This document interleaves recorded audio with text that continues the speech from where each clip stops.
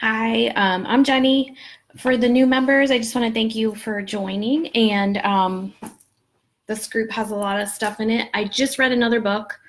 Actually, I've had this book for a while because my dad had pancreatic cancer a few years ago. I bought it then and I read it. And it said, before I bought it, I didn't know if you've had chemotherapy and you have pancreatic cancer, that the diet would not be as effective. We did follow some of the stuff with him anyway, and he had some days where he felt really great and energetic, and I think the juicing had something to do with that. It's called the Gerson Therapy, the Proven Nutritional Program for Cancer and Other Illnesses by Charlotte Gerson, the daughter of the founder, Max Gerson. She kept going after his death. But let me tell you a little bit about him. He was born in Germany in 1881. He was having I guess he fled Germany in 1933, escaped the Nazis and all of that, moved somewhere else and kept doing his work, which is good for us. He started working on the Gerson therapy because he had terrible headaches, and he was working under another doctor, and no one could figure out how to help him. And he was doing all this research, and he found a woman that cured her migraines through nutrition. So he tried a bunch of different foods. I think he started with drinking milk all the time. He did some crazy stuff to try and figure out what would make his migraines go away. He finally came up with this Gerson therapy. His migraines went away, and he started doing, this was like 1920s, and he started giving his, no, 1919, sorry. He started giving it to patients, doing the diet with patients, and he found out he could cure TB, and he started doing more and more with the diet. And when he was very little, he was very interested in soil and what soil had to do with. It's interesting that he even thought about this as a kid. He would change the soil in his mom's garden to see how it affected the flowers. And what he came up with was that the soil changed everything. And he believes, like throughout his book, it mentions the soil and how our soil now has not been taken care of, and how that's changing our health. Even back then in the, in the 1920s. And so he decided to do this on cancer patients. He was curing TB. He did it with some cancer patients that doctors had done nothing. They would send them home and say, you're so ill, you have like 3 to 4 weeks or whatever. And he would do this diet with them, and he found that he had a 50% cure rate. So he kept tweaking it and adding more and more to it, and came up with, the Gerson diet that is on the internet. I'm sure you guys have seen it on the internet. A lot of the books that I'm reading have a basis in the Gerson therapy. So even if they don't it's a pretty severe extreme diet. So even if they don't do that, like Chris Wark used the juicing, the same recipes as the Gerson therapy, but then added like beets to his. So his daughter took over after him and continued to add to it. She added some supplements to the whole diet.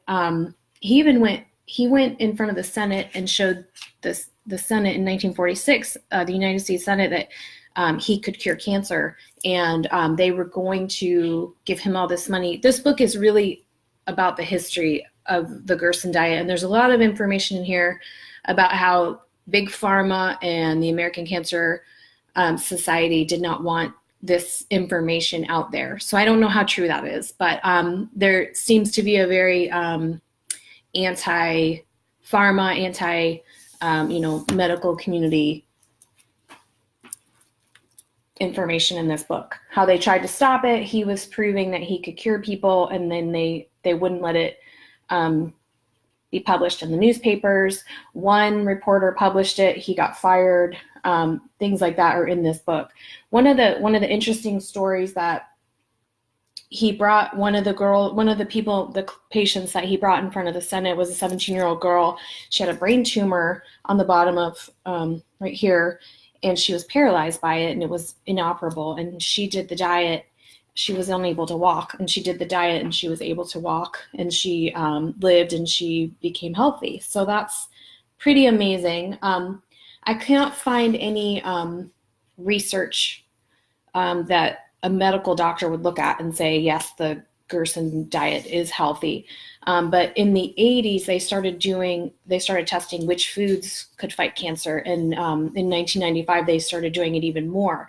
And so that's where you'll see the research in other books where it says, apples can fight cancer, and the phytonutrients in all the vegetables, fruits and vegetables, can fight cancer. And they know that, but it started with Gerson, him saying that. So his diet is kind of crazy. I'm not going to tell you guys like the food lists and all of that, because you can easily get that stuff online.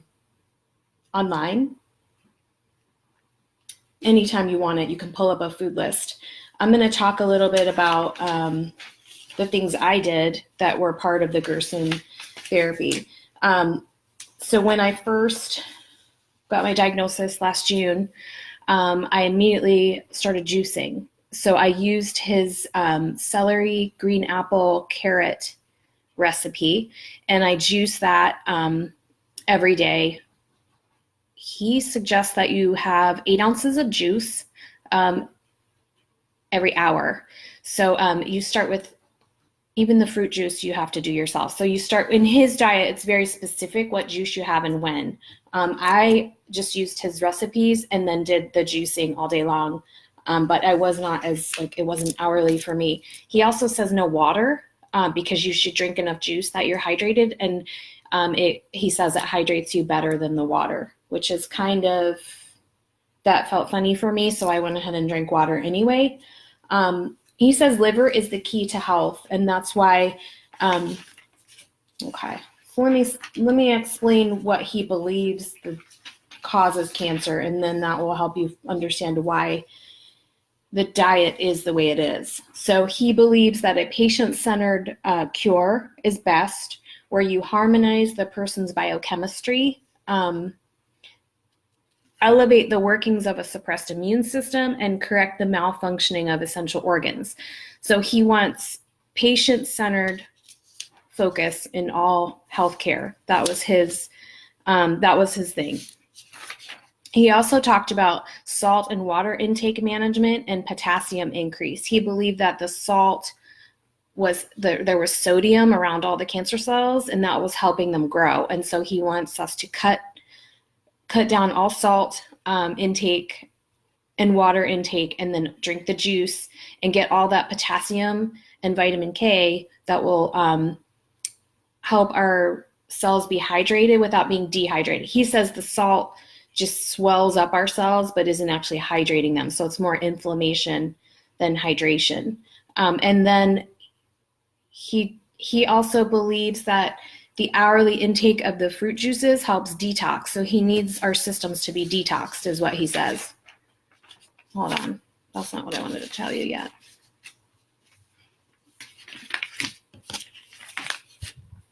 And then he does different fruits and veggies throughout the day, and then extreme limitations of fats. So this is the opposite. I know some of you are on the keto diet. This is the opposite of the keto diet. He wants no fats, not even, hi Jamie, haven't talked to you in a while. He wants no fats in this diet, so you don't even do avocados or nuts. The only fat he likes is flaxseed, because he somehow did research and proved that it helps fight cancer with the phytonutrients that are in it. He also wants a vegetarian diet, but like the diet that is for MS, you get those little liver pills. He wants you to take liver pills, which is, this whole diet is you have to do it a certain way. So you would have to actually get the book if this interested you and follow it exactly. You couldn't go off by what I'm telling you. It is a vegetarian diet, but he's okay with some dairy because he likes the yogurt for your gut. And he also says, if you are going to eat meat, don't do it for at least 8 weeks before starting, because he wants protein. He wants limited protein as well. He also suggests that you do natural supplemental thyroid. I don't even know what that is. I didn't even look it up. And he wants everyone to do coffee enemas, because he believes that if you're drinking all these veggies and doing the diet that you will need help detoxing. Your liver will need help detoxing all of the stuff that this diet is helping you clear. So all the cancer cells that are leaving and all of the toxins that are in your body. The coffee enemas that he suggests help clean you out, I guess, help your liver with all of that. So the diet consists mainly of fruits and vegetables. The only grains he wants you to eat are oatmeal, rye, and brown rice. And the only dairy is like a non-fat yogurt, and you're only supposed to have some of that. Lentils and beans are limited, and he doesn't think you should have berries or pineapple, which I've had so many berries in the last year, I can't even tell you. So I hope that's not true. And he wants a vegan diet, mostly vegan. We're just going to say vegetarian because you do have the liver supplements and some dairy. But all of his stuff is cooked, where some of the other diets I've talked about have been raw. Slow cooked veggies and baked. He says potatoes are best baked. Now, another thing that I did for the last year, which I really feel like it helped me, was the Hippocrates soup. You can Google it. I'm going to post the recipe. When I'm done with this, I'll post the juicing recipes that I used and the soup recipe, because I felt like especially when I was doing chemo, when I was really not wanting to eat, my mouth felt terrible. The soup helped so much. It gave me energy. I could feel it. Just like when you juice and you kind of get that feeling of energy, the Hippocrates soup made me feel like that too. And it was really easy to digest and a good, it's just veggies and potatoes, but you do it a certain way so that all of the nutrients, and you blend it, which can be a pain, but I would make a bunch at once or have my mom make a bunch at once.